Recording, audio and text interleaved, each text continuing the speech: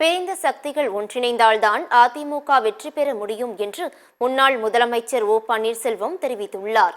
மதுரை விமான நிலையத்தில் செய்தியாளர்களை சந்தித்த அவர் இவ்வாறு கூறினார்.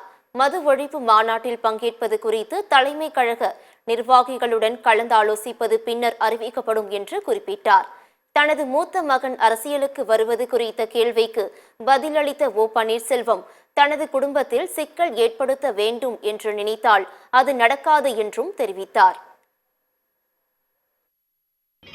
திருமாவளவர்கள் பொதுவான அழைப்பு விட்டிருக்கிறார். எங்களுடைய நிலைப்பாடு தலைமைகள் நிர்வாகிகள் கூடி முடிவு செய்யும் என்று ஏற்கனவே சொல்லியிருக்கிறேன். அதை பூர்வாங்க நடவடிக்கைகள் அவர்கள் இறங்கும் பொழுது இதற்கு விடை கிடைக்கும். பிரிந்த புரட்சித் தலைவர் எம்ஜிஆர் புரட்சித் தலைவர் மாண்புமிகு அவருடைய சக்திகள் ஒன்றிணைந்தால்தான் வெற்றி பெற முடியும் என்ற சூழல் இருக்கிறது. இளைவர் வந்திருக்கிறார், மூத்தவர் வரணுன்ற உங்க விருப்பம் இல்லையா? அவரும் வந்துட்டு போட்டுமே, நீங்க வலிவிட்டாங்க. எப்படியாவது எங்களுக்கு குடும்பத்தில் சிக்கல் ஏற்படுத்த நினைக்கிறீங்க, அது நடக்காது.